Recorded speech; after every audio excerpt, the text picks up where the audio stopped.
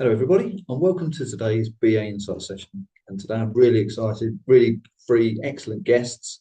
We're talking about storytelling in business analysis, and that's definitely a key skill that most of us do, and certainly those that aren't, you definitely should be. So I'm sure this session will be really informative. Just before we move on and do some introductions and get started on the session, of course, it'd be remiss of me not to ask for you to subscribe if you haven't already. Drop a like on the video because it's a really good way to make sure it's shared with others in the BA community. And really importantly, if you've got any comments, you've got insight you want to share yourself, please comment. It'd be excellent to hear your view and your opinions as well. All right. But anyway, without further ado, let's go on and do some introductions. And very pleased to start with Paula. Hi, thanks for having me, John. I am Paula Bell. I am based in Iowa, originally from Brooklyn, New York. My family's from Barbados. I've been in the business analysis field for over 2 decades, so I'm not going to say my age, but almost over 2 decades. I love business analysis. I've always had an interest in it, and it always came natural to me as hearing about individuals or corporations' problems and then coming up with solutions to help them gain the transformation that they desire. So I love doing that. I'm also very active in the BA community as far as a speaker, writing articles, things of that nature. But also on the other side of that, I'm just active in the community, period, working with the youth, working with adults, just being that motivation, encouragement, and inspiration to others. And I'm also the owner of my own coaching, consulting, and speaking company, Paula Bell Consulting. Excellent. Well, thank you, Paula. And I can definitely attest to your skills in the community point because obviously you introduced Michael to us as well. So, absolutely. So over to Nikhil, if we can. Yeah, thank you, John, for having me today. And I'm really glad to be part of this conversation alongside with Paula and Michael. And I'm Nikhil, a business consultant and mentor, IIBA CBAP certified and Six Sigma. Also, I've been working into the business analysis and project management for about 14 years now and helping organizations bridge strategy and execution through business analysis. And I've authored 2 books called Project Management Playbook and Business Analysis Essential Guide, as well as co-founded Nuage TechServe, which is more into delivering tech-enabled business solutions. And currently, I'm working on creating or developing a community called ThinkeSpace, which is particularly for BA and PMs professional who want to upscale or know how the path could be, what are the skill sets they should be learning, etc., etc. And what really drives is storytelling. That's what the topic is today, and I believe it's the most underrated skill for business analysis. And I'm very excited for the discussion today, along with Paula and Michael. Thank you. Brilliant. Thank you, Nikhil. My name is Michael White. I'm the founder of the Business Analysis Doctor. I focus on business analysis certification training as well as hands-on business analysis training and coaching. I've been a business analysis practitioner for over a decade.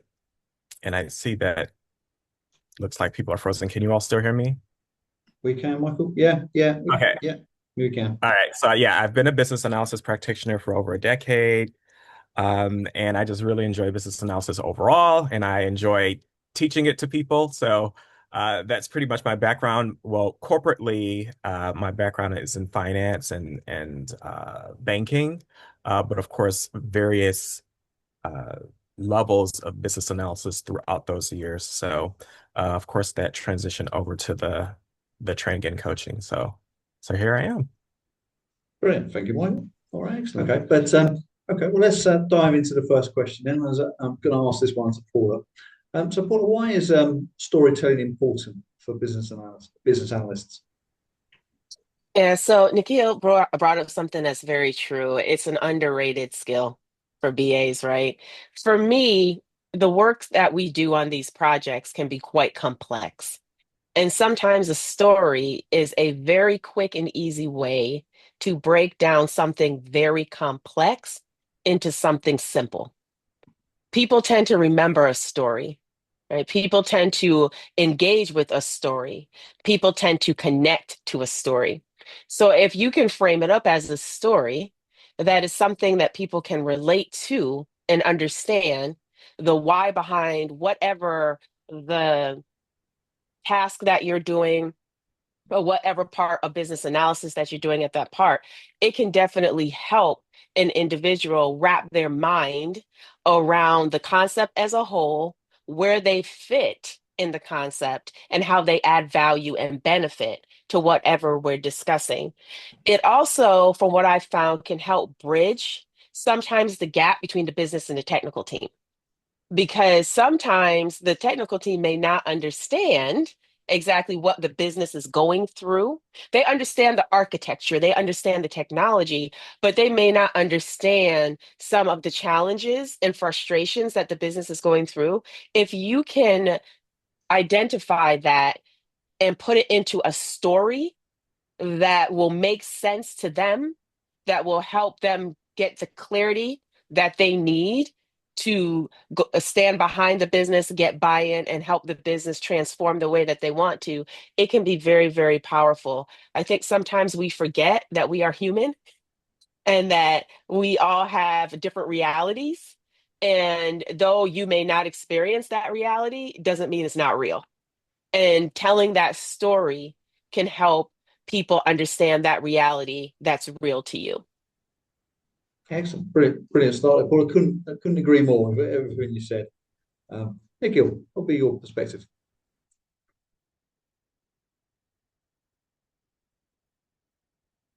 Nikhil, over to you.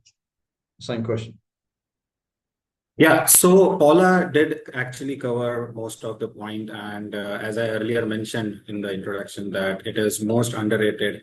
And why I feel so is because uh, as Paula mentioned, that it actually connects and bridges between the technical team and the stakeholders or the clients.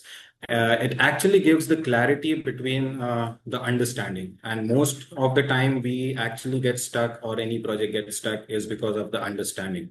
If the technical team is clearly understood what exactly is the requirement, it definitely helps and cut shorts the back and forth that might have happened because of lack of understanding. And one more point that I feel is storytelling builds empathy with humanizing the complex solution and understanding the requirement, and not just presenting what exactly is the stakeholders expecting out of any product or any service.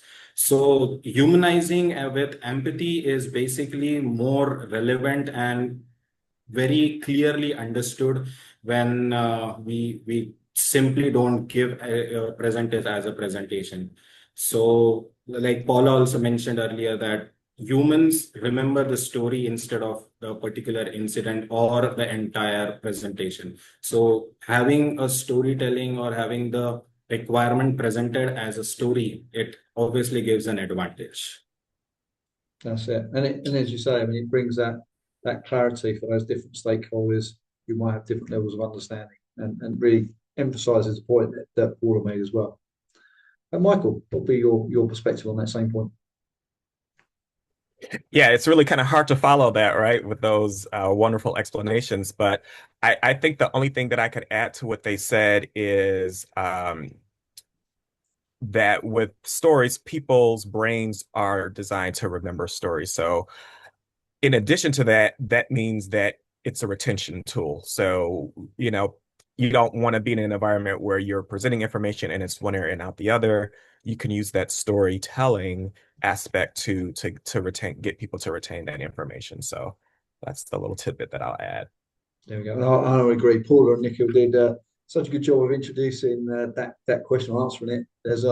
There's scraps left for you and I, Michael, on that one. Yeah. And as such, I mean, I think really it's just the only extra thing I'd add probably is that it really does help that empathy and brings together quite diverse stakeholders sometimes who may not necessarily know the situation. But I do run the risk of repeating the parts that Paula and Nikhil made, so I won't do that.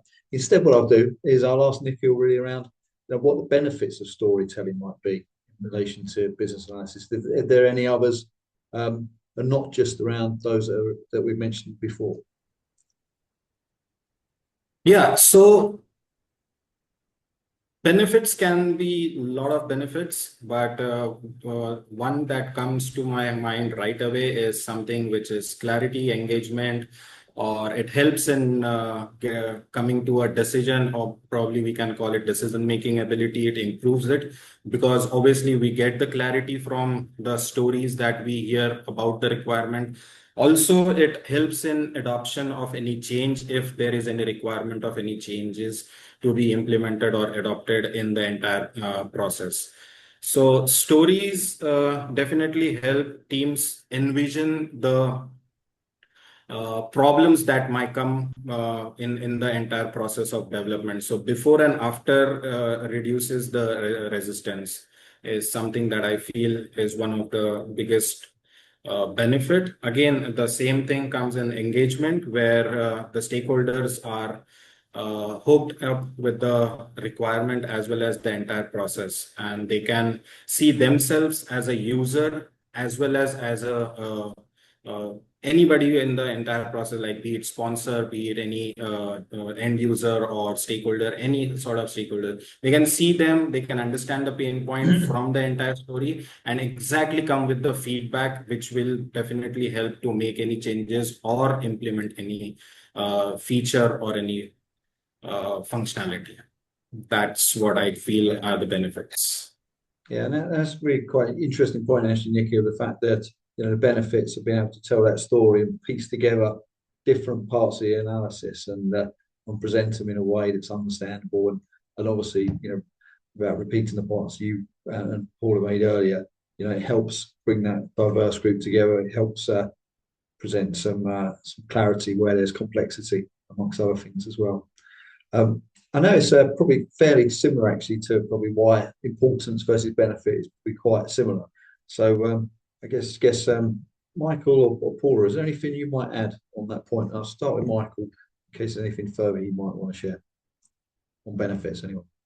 Yeah, one of the things Nikhil had said was about decision making. And I think when you are really trying to get everyone to agree and get on the same page, the storytelling can be really powerful because typically everybody kind of has their own perception of things or their own way of thinking.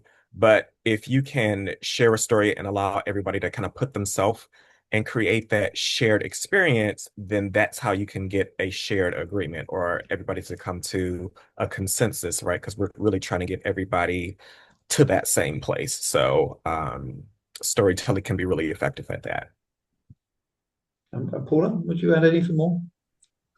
Well, you all done took three of mine, right? I had clarity. I had alignment. Thank you, Michael. I had memory. Thank you, Michael. So the other piece I would say that I was thinking of for this question is influence, which kind of goes back to what Michael was just saying. The stories that you tell, again, as Nikhil said, it goes to empathy. It hits that emotional aspect of individuals. And so a lot of times when you can tell that story in such a compelling way, it can influence and advocate for the best solution. And so sometimes you can't always use data. Data doesn't always work for people to get that consensus and that buy-in. But if you can tell a story that really is compelling and impacts at that emotional level, it can really help in influencing and persuading the best solution. That's an interesting point as well, Paul, because that influence really touched on the point Michael was saying in terms of you've got those different perspectives. It's making sure that you're telling a story that's resonating with each of those different perspectives, and they can understand why it's important to them, why they should be listening, why they should care as well. I couldn't agree more with what the three of you said. I think on top of that, I think just the perhaps the other benefit of storytelling can maybe just make things feel a bit more interesting, because I think it can appear perhaps sometimes that that at least on the face of it, if we're about to present some requirements or about to share some models, maybe that isn't always as interesting to some stakeholders as we might believe it is as BAs anyway. So shaping it around a story, piecing these things together and show almost like the evolution of the analysis and how it knits together and how it relates to the situation and perspectives, I think can make things interesting. And not just for the audience, actually. I think we make things interesting from the BA's perspective, because as you find different ways to tell a story, that actually starts to tap into that creative side that I believe most of us probably have. But probably that's definitely all I can say. Michael, how can we incorporate more of our storytelling into business analysis? Well, the interesting thing about storytelling is I feel like it's just become really kind of mainstream over the past couple of years, just the word storytelling itself.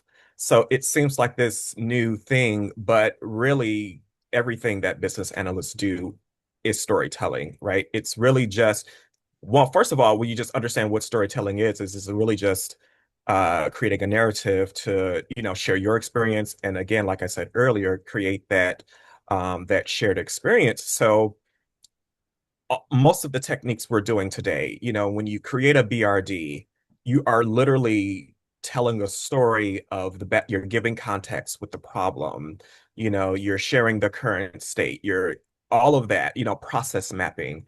You are telling a story of how things are done today visually, right? So, just stepping back and just thinking about what storytelling is and looking at all of the things that you're doing now. Am I telling a story? When I create my BRD, am I telling a story? When you create user stories, right, you want to, of course, eventually we need to prioritize them based off of value, but that's why we have techniques like story mapping, right? Because you're organizing the stories in a way to go through the flow of a process or the flow of an activity, and then we kind of prioritize them based on how we want to deliver them, right? So it's just really understanding that a lot of the techniques that we're already using today are already designed to tell the story. We just want to make sure that that's like one of the checkbox items that's included, right? Um, you know, Customer journey mapping, right? Let's go through the journey of the customer's day-to-day activity, right? So basically they're walking us through their journey. So they're telling us a story and we're capturing it visually, right? So it's really not necessary. I don't think that it's necessarily how can we incorporate more storytelling. It's really acknowledging where the storytelling is actually happening and how we can leverage that, right? So I would just say, oh, one other thing is when we are doing elicitation, that's a big piece, right? We're trying to understand the story from the user's perspective or from their experience, right? And we're trying to capture that so that we can have that context and background. So again, like I said, it's really just understanding where the storytelling is already happening. That way we can kind of hone in on, maybe how we could be a little bit more effective and how to sharpen up on it in the activities that we're already doing. Yeah, and a number of interesting points. I'm going to deliberately refrain from commenting on because I feel like I may end up taking some potential answers away from Paula and Nikhil. So I'm going to let them go first. Starting with Paula. So yeah, Michael brings up a very good point as he talks about the different techniques that we use, and we are already doing it. I would say be intentional about doing it. If you have a situation where you are eliciting requirements or you are in a workshop and you just know that some people are just having a hard time understanding the concept, use analogies, use metaphors to help people understand. I think sometimes with business analysis, no, I don't think, I know sometimes with business analysis, we can overcomplicate it because there's so many tools, resources, methodologies, there's so many different specializations But I've always said, and I still believe this today, the fundamentals of business analysis has not changed. And for me, parts of the fundamentals is you have to be able to communicate and build relationships with people so that they trust you to work and collaborate with you and to work with you on a team. And if you think about just in our day-to-day life, we tell stories all the time. When we interact with our family, That's when right. we interact with our friends, we tell stories all the time. When we're trying to bring forth a concept, we use analogies and metaphors all the time. We do the same thing in business analysis. When you step away from thinking of business analysis as just a role that you do, it is just a job description. It's just what you're supposed to do, and you're supposed to do it in this context. When you step away from that and you really think about what we are doing, we as business analysts are transforming organizations, helping them solve their problems. That is very human interaction to me. Yeah. So therefore, just be real intentional and give people grace and give them that empathy, give that emotional intelligence to know that you might have to approach the buy-in and helping stakeholders understand the concepts and the solutions by meeting them where they're at through a story. Just as simple as that, right? So it's just being more intentional about that and not getting caught up in all the noise that I have to know this, I have to know that, we have to do it this way. It has to be done this way in order to get this data. Not necessarily. That's the beauty of business analysis. That's why I love it. It's very gray. It's not Yeah. always black and white. I've never done the same project the same way. And this is the only time I will use the word never. I have never done the project the same way because they're all different. It's different people, different personalities, different circumstances. So just go in and have fun with it and be intentional about it and meet people on that human level. Yeah, I mean, there's some excellent points there, Paul. And it's interesting actually because I think you're right that we all think sometimes that project, or from the outside, it might look that we follow the same process every project, but actually we don't because we never work with the same set of stakeholders on the same projects, the same needs, or the same products, and therefore you're always trying to bring different perspectives together in a different way for a different audience. And that storytelling, as you said, is a perfect way of doing it. And I like the way as well from you talking about into that emotional intelligence. It really means that you're adapting to your stakeholders, your situation, and it brings in some of the points Michael was making as well about that elicitation and the importance of it being open. Nikhil, some hard X to follow there in terms of some answers, but I'm sure you have some points of yours. Actually, honestly, Paula and Michael covered almost everything. And while Paula was speaking, I was actually thinking that she is actually reading my mind out because most of the points and the terminologies or the specifically the analogy part, I really had that point in my mind to speak. But Paula and Michael correctly said that there are a few points that I really liked from Michael's part, where he mentioned that it is not how you are presenting it or how you are telling the story. It is about feeling, understanding, and then presenting it. Then only it makes a difference and impact. Otherwise, if we have a scripted story to tell or any scripted or any template to use, then it doesn't give us storytelling, but it is just another piece of document in the project. So understanding the pain areas of the stakeholders or any team member, whether it is technical team, QA, or any person involved in that project is definitely an important aspect for storytelling. Coming to Paula's point, analogy and using real world experience or examples is again definitely one of the most important aspect of storytelling. I feel using personas or journeys will also help in terms of expressing or presenting the story or presenting your point in front of the team or stakeholders, because using personas or journeys is something which helps build stories in a proper way and shows the needs or frustration or pain areas very effectively rather than putting it in a different way. So that's something that I would add as a two cents of mine. Yeah, brilliant. And actually, by introducing the the personas, you're introducing in a similar way that an author of a book might start to introduce the characters, and the characters are obviously key to any story. So it's good that you brought out the personas, and that also will tie to the journey maps as well that I think Michael mentioned a moment ago. I've certainly got a fair few things I think I could add in this aspect as well. I think at a point Michael made a little while ago, I think maybe when he was talking about elicitation, maybe recognise well the importance of, as a BA, allowing the stakeholders you work with not just to listen to your story, but actually to tell theirs as well. And actually the importance of it is definitely two ways.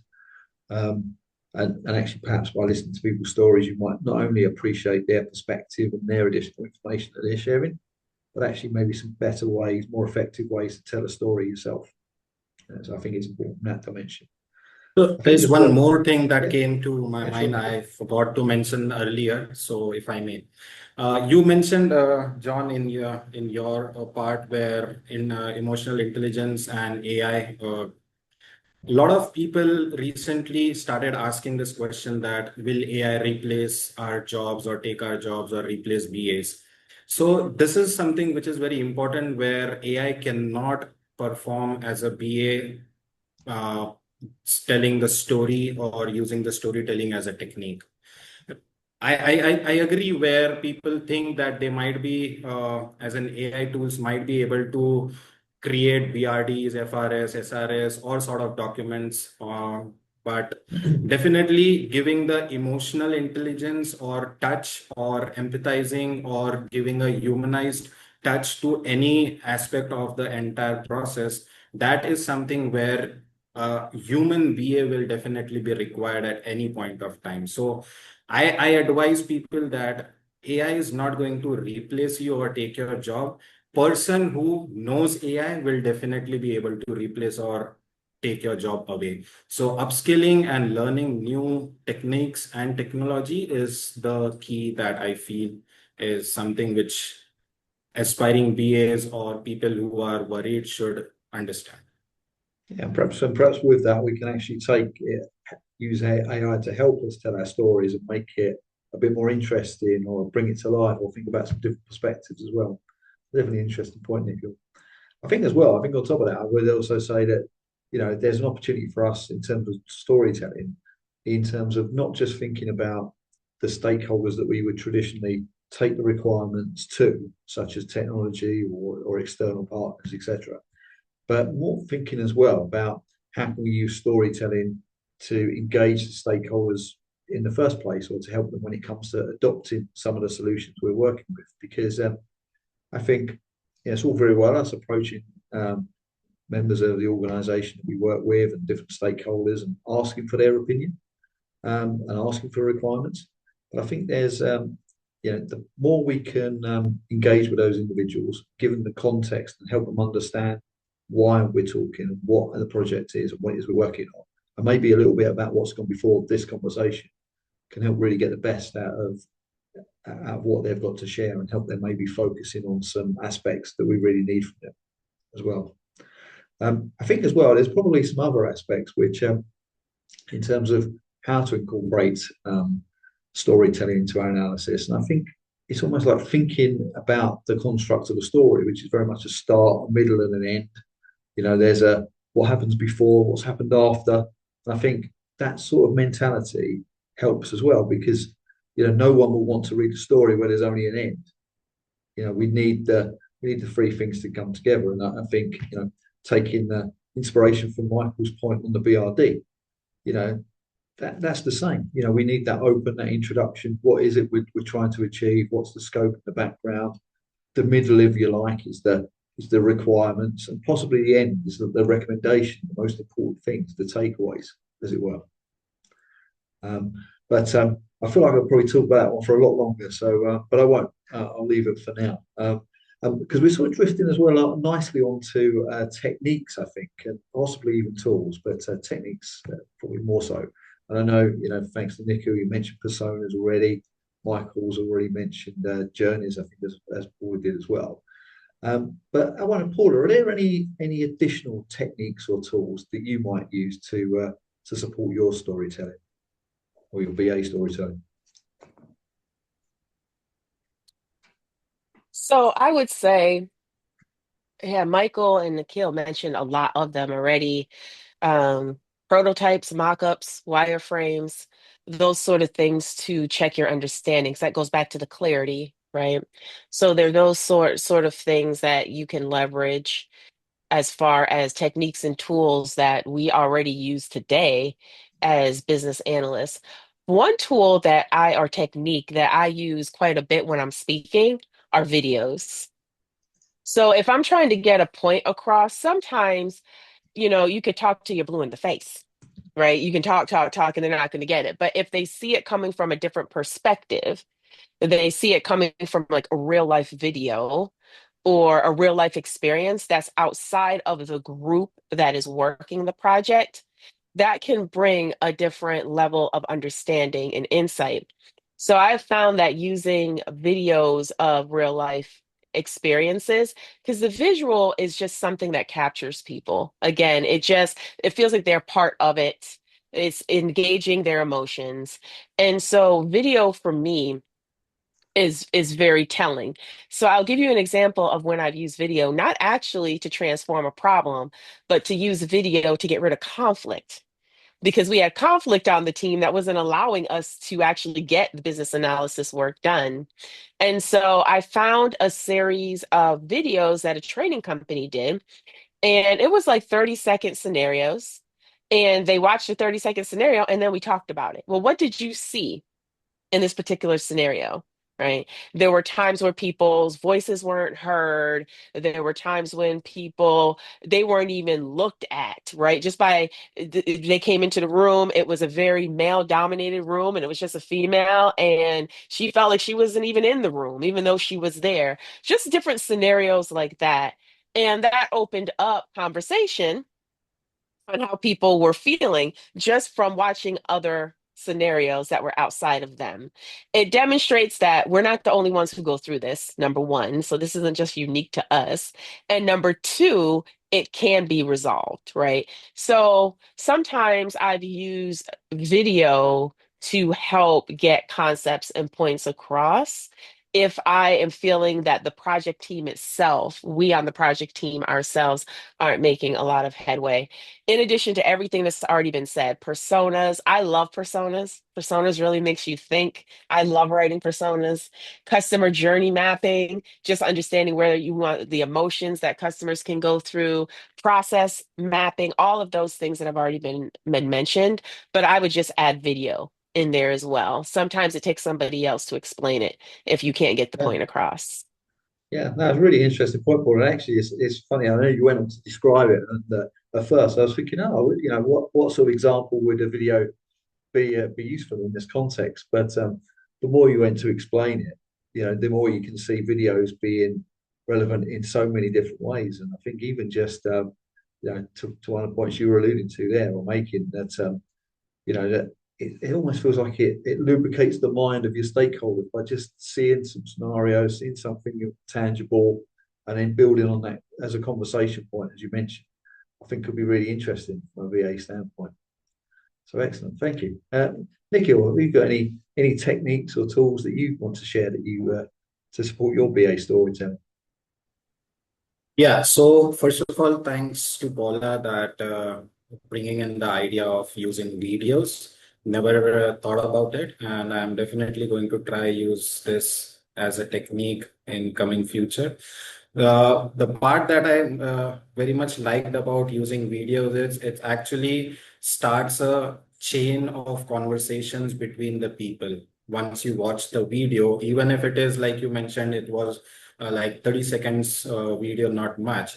But even if you watch a 30 seconds video, it actually starts a chain of conversation. It gives a lot of ideas in people or the team who were not even thinking about any solution or any problem to find out any solution. So once you watch it, that's how the brain, human brain works, right? You watch, you hear, and then you start thinking about it, knowingly, unknowingly, whatsoever. So thank you so much for bringing that idea. One thing that I would like to add is a lot of frameworks that we use is The one that I feel is FAB, which is features, advantage, and benefits.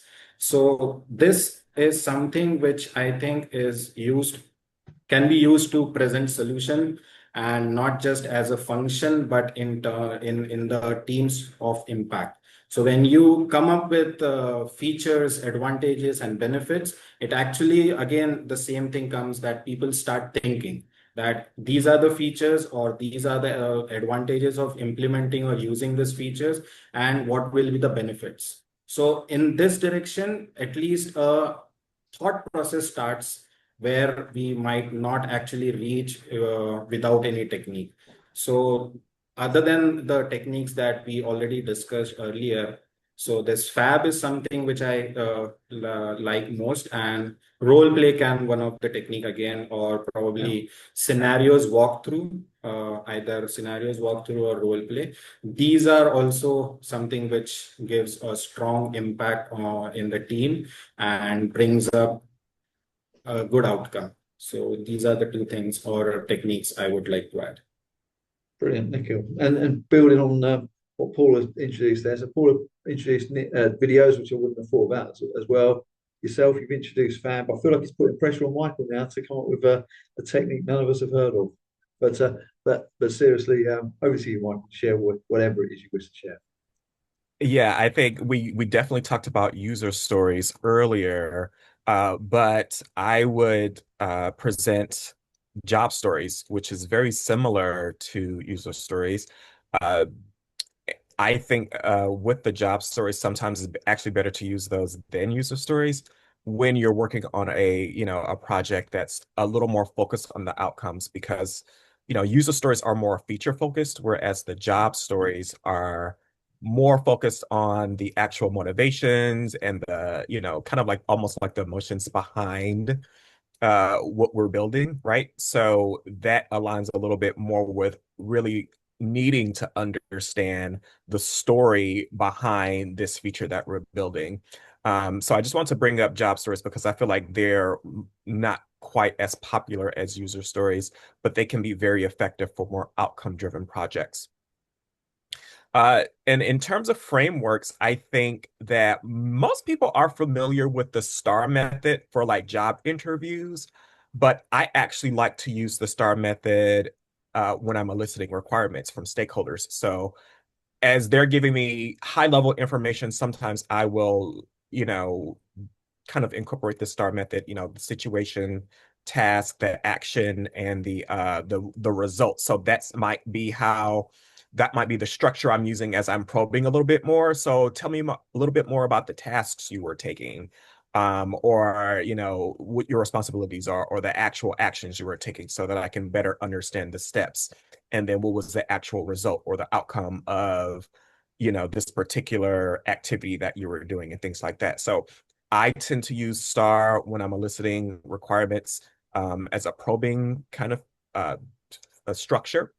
Yeah. And it leads to really good outcomes when you're trying to get more clarification from stakeholders that might be presenting you with a little more high level or vague answers. You can really break it down and get the real story behind it using the STAR method there. So that's what I'll add. Excellent. Thank you, Michael. Another technique I've not necessarily heard of I don't think I've heard of it at all, actually, STAR. So that's another one to the list. I think for me, I think a couple of things I might share. I think process models are always really useful to be able to paint that story of what it is that's being done, who's doing it, and the interaction points. It also creates sometimes a nice spine to build your story around, particularly as you're learning more about the business and the organisation and the stakeholders. So that's definitely one I would throw in there. I think as well, I think they're almost like encouraging some of your stakeholders, particularly where you really want to understand a lot more about what it is they're doing, maybe some of the scenarios, some of the outcomes, is to think about that day in a life, and ask your stakeholders, share with me a day in a life, or share with me what happens on a typical transaction or a typical customer interaction, as it were. So they really focusing on what story or what the story is that you want to focus on and what you can share with them. Well, so I think a day in a life can be quite effective in that sense.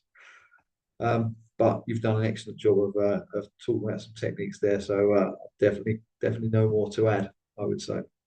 Can I just add something really quickly? Yeah.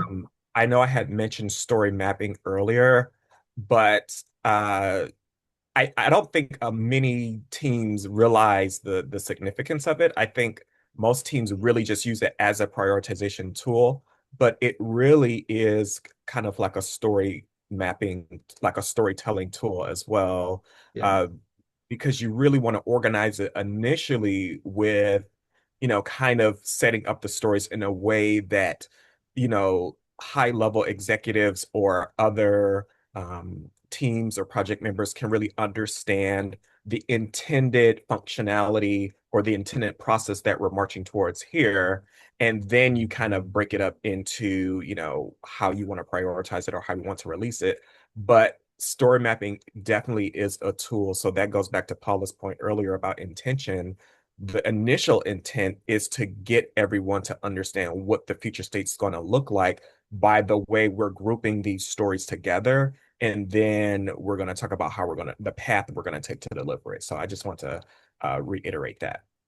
Yeah, I'm glad you did, Michael, actually, because by you talking about storytelling from a story mapping perspective and talking about the organisation that comes with it, also makes me recognise as well that many of us also find ourselves having to create presentations and PowerPoints for different stakeholders to share what we've learned as well. And I think that is very much a skill of BA. I think we're always learning how to be better at that, and that's always shaped by the stakeholders we work with.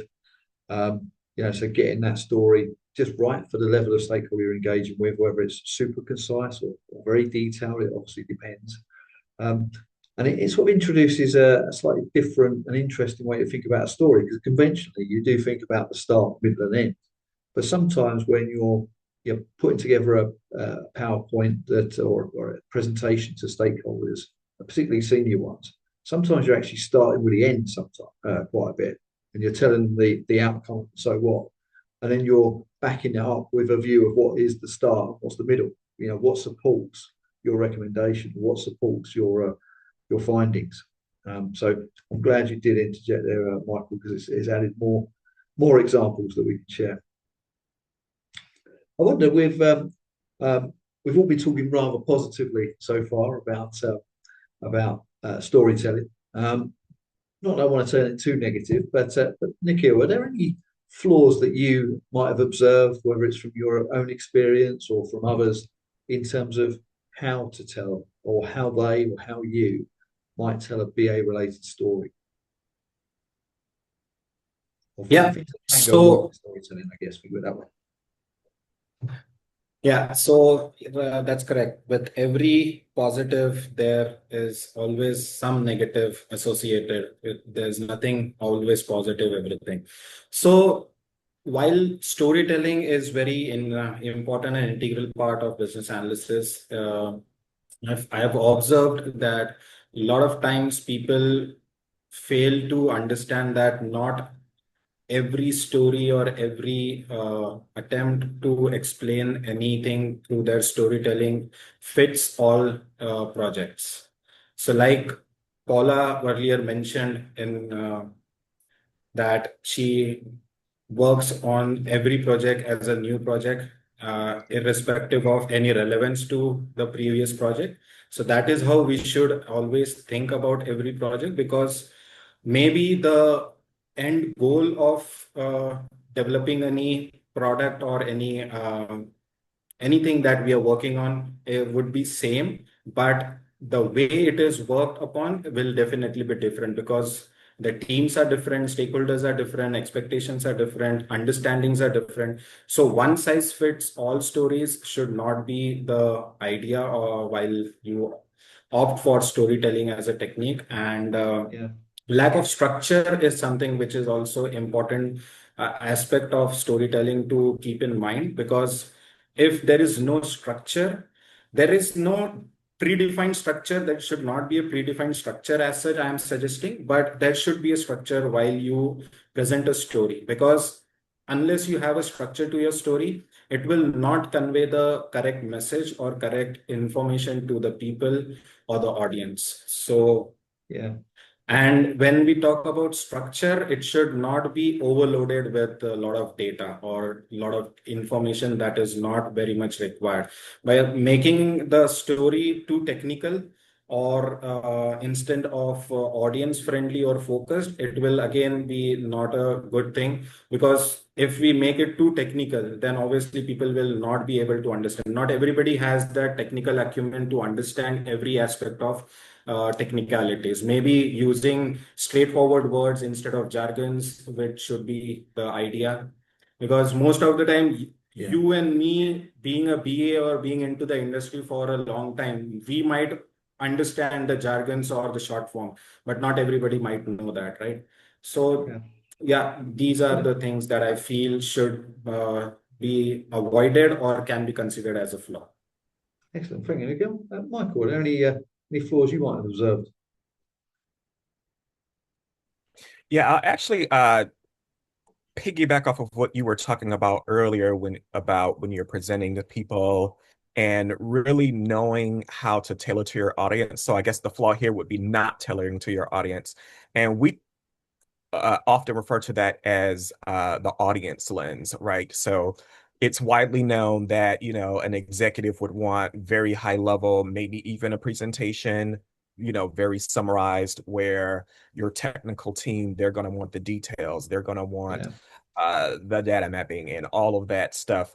And so really you want to make sure your story is actually aligned with the audience that you're telling the story to.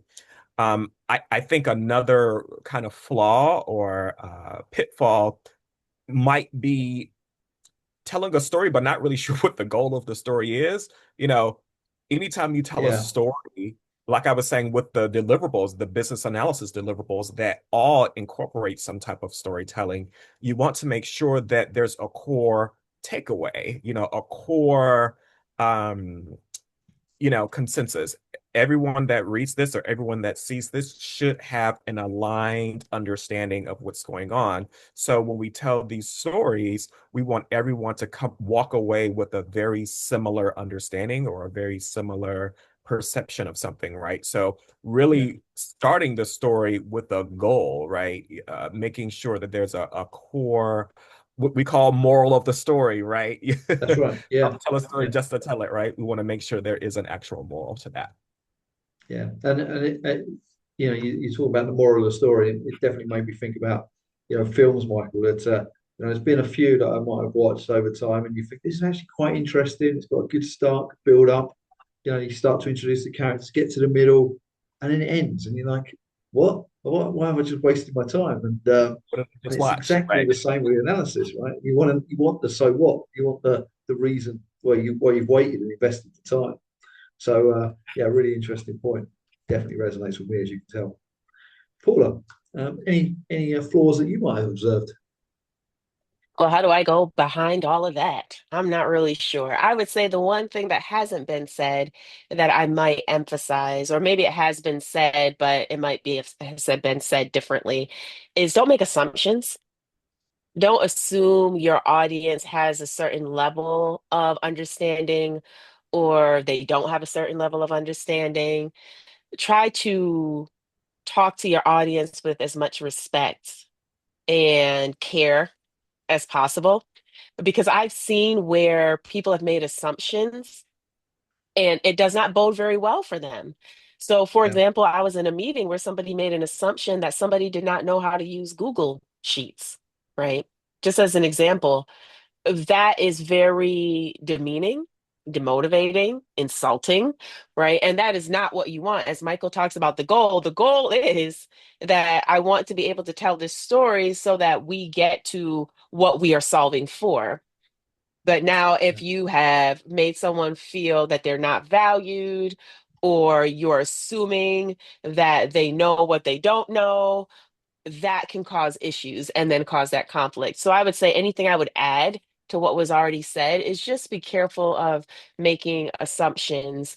Always make sure you understand who's in the room and that you don't have to be the one who knows everything in the room. either. Yeah, Right? It's okay. You're learning. It's a back and forth. We're learning from each other, just like we all have learned from each other today, right? that's right. I Absolutely. have Yeah, not heard about a job story, Michael. You and I need to talk. Nikhil, the fab was great, I'm gonna remember that now, right? So we all are continuously learning as we're just having these interactions. So the same thing's gonna happen when you're talking to your stakeholders. yeah. No, I agree. And I mean, I think on top of what you said as well. I mean, I think and actually think the BA story is probably unlike others. They're not ones for finding the fictional. Put it that way. So therefore, if they're not a work of fiction, where's the evidence? So a BA story backed up with some evidence can be really helpful. It can help your stakeholders really buy into the story that you're telling them as well. So having that lack of evidence, a work of fiction, making it unbelievable, that doesn't help, and that will be a challenge for sure. So I think in talking about that, we've sort of given some guidance to people. If you don't want to go out there and write the worst story around business analysis, as it were, try and write a story that doesn't fit the project, that's got no structure, it's way too technical, it's not tailored to your audience, it's got loads of assumptions in there ignored, and make it a work of fiction. If you do all those things, you'll be successful in delivering an absolutely terrible story to your audience. So do the opposite, as we're saying.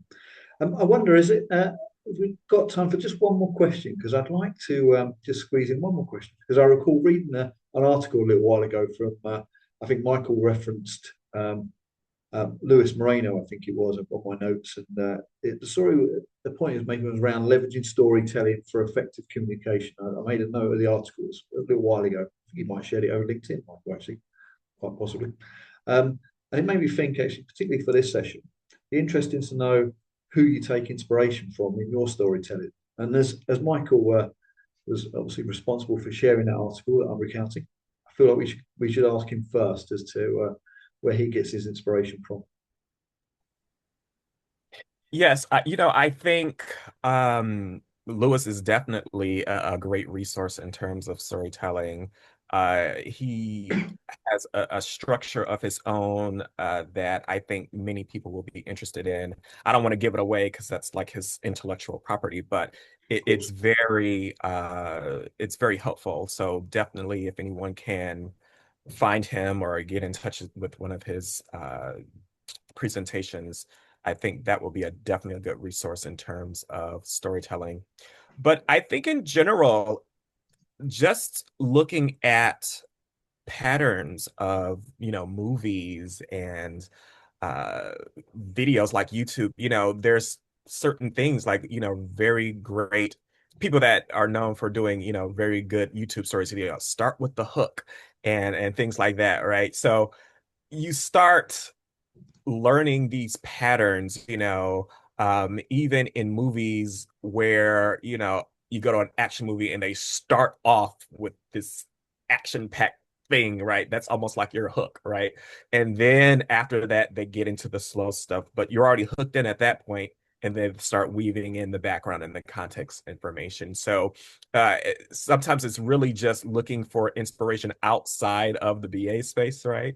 Yeah, Um, yeah, but it's really all around. It's really all around. And I do think there are certain roles within project management, like a product manager and maybe a UX designer who their role really is to tell a story. A product manager tends to go beyond the scope of a product owner, where the product owner focuses more on the end user's experience and how we're gonna, create the product. Where a product manager, they're more so looking at things from the external factor, what's gonna be the market demand for this, right? How can we get this to the market? And what's gonna be the impact from an organizational level, not just the user or the user group level. So I think people that I really like understanding those types of roles where we have to go outside and then kind of, bring it in, right? Those are people that I really like to hear their perspective, because that's a really good way to, start at the top, really understanding that yeah, problem and those goals that we're really marching towards. And then drilling down into the details of the story, getting the context and things like that. Yeah, And that's that goes back to what we were talking about, is starting with the goal or the moral of the story, right? yeah, that's right. And hook, as you put it, as well. Mhm. Yeah. Yeah. Paula, do you have anything that you want to share in that respect in terms of your inspiration? Yeah, so my inspiration for telling stories actually came from a well-known pastor out here, Pastor Mike Householder. What I found very interesting when I would go to church was he didn't do traditional sermons to me in my mind of how I grew up. It was more of he incorporated video, he incorporated skits, he incorporated just talking. It was all the different things that he incorporated in an hour, right? That you Yeah, feel that you just went through a movie to get the concepts of what he wanted to focus on for that day. And I did get to tell him when I got selected to speak in South Africa that he was one of my inspirations for how I developed the workshop and what I was going to do in South Africa, because I felt that you have so many different learning styles that are in the audience, and he is catering to all of them. Whether it was intentional or not, he's catering yeah, to all of them. So someone might just get it from the verbs or the verbal, some might get it from the visual. Right. It was amazing to me how he was able to weave all of that in. So he was definitely one of my inspirations for that. And then I also have to shout out Adrian Reed, because when I would go and I would watch Adrian do presentations, especially when he was keynoting, Adrian would use a lot of analogies and metaphors, and he would also use props in some of his speaking, and it was just engaging. And so when he was telling his story, you felt like you were a part of it. And as I watched, those two in particular came to mind as I was thinking about this question on people who I've watched, and I'm quite sure there's more, but those two just come top of mind to me right now, of people that I've watched, just giving me ideas on how do you engage and connect with your audience. And that's the biggest thing, to connecting to your audience. And they do it so well. yeah, yeah. And I mean, talking about the keynote speakers and people that are speaking in a public forum is an excellent source of inspiration. I mean, you talk about the seeing Adrian speak, and I've certainly done that. I can definitely attest to what you said. Makes me think as well about others in the BA community, and like Fabrizio, who feels like he probably gets a mention on here every few weeks. He's been a guest a few times as well, so that helps. But yeah, couldn't disagree with that at all, Paula. Nikhil, where'd you get your inspiration from?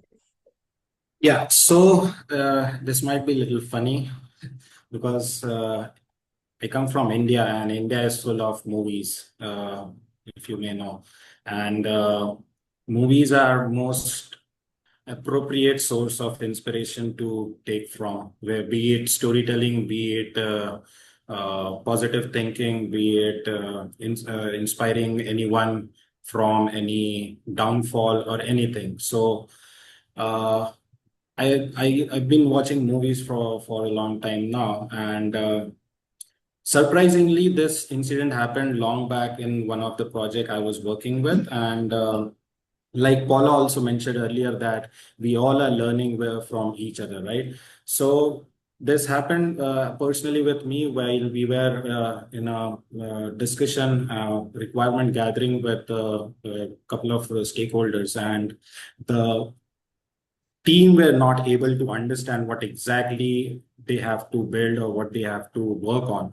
So unknowingly, I explained them, giving a reference of a movie and making them understand that what they were doing in the movie, it is similar to what we have to do here. And I was totally unaware of using a story or using a technique as a storytelling here. And they surprisingly understood in like no time.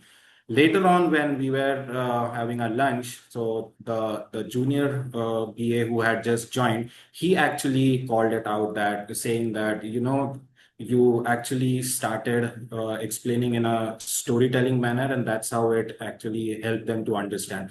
That's when it clicked me, and I understood that, yeah, that's correct. Is even in other projects, I should be able to use it, and let's see how it works. That's when I started using storytelling as a technique, and it really helped me. So I started using improving as a technique and skill. We can call it skill as well, because obviously not everybody can speak their mind out or portray in a proper way as a story should be. So like I mentioned earlier, it should be in a structure. So even if you are explaining anything that should be in structure, only then it can be called it as a storytelling.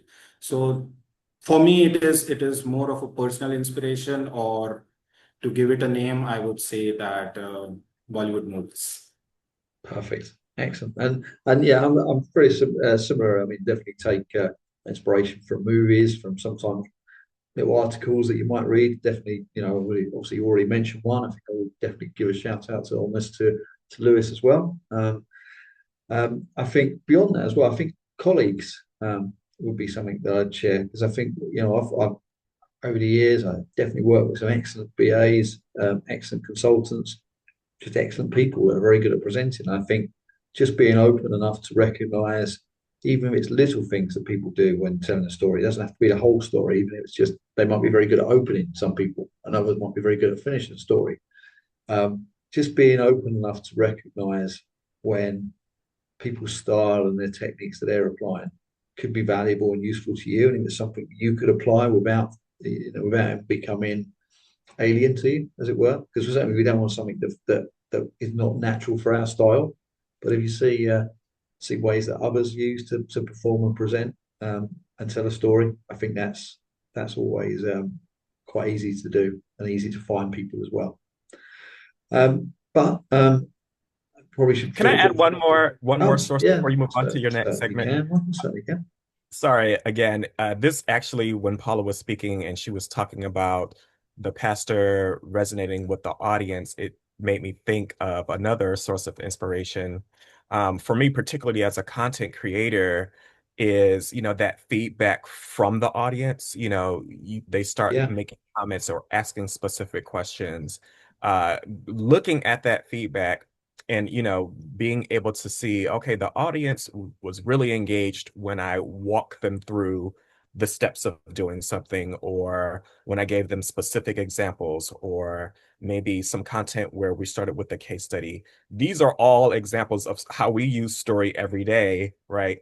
But getting that feedback from the audience, and then kind of, again, tailoring the approach or implementing that feedback for the next storytelling situations often leads to better results. So I think for anyone who is in a public speaking space, one source should always be the audience, looking at the audience and looking at the outcomes and things that you can shift and modify as you move forward. Yeah, a really valid point, Michael. And I think actually it also makes me think that if we're observing someone who is presenting and telling a story, I think make sure you go and give them some feedback. Obviously good feedback is nice, but if there's things that you didn't quite understand, or things that if they presented a little slightly different way, it might help. It's definitely good feedback for them that they can share as well as encouraging others to give you feedback. And certainly, we can encourage people on here, for example, as you mentioned, to give comments and drop what you'd like to hear more of or less of, or how you think it went. But I feel like this is probably a good place to hold back on the questions now. I mean, we've done our intro. We've therefore covered the start. We've spoken a little bit about storytelling, quite a bit actually, and then we've ended quite well, I hope. So we've got our start, middle, and end for this session. So we'll quit while we're ahead. But all that's left really is to thank each of you. It's been a pleasure to meet you and to hear your views on an interesting topic. Definitely made it a lot more interesting even than I thought it could be as well, and shared some new techniques for all of us that we hadn't perhaps heard, or perspectives. So yeah, I'm really looking forward to the next time we get together and get to speak. So I'll wait for that time. But thank you in the meantime.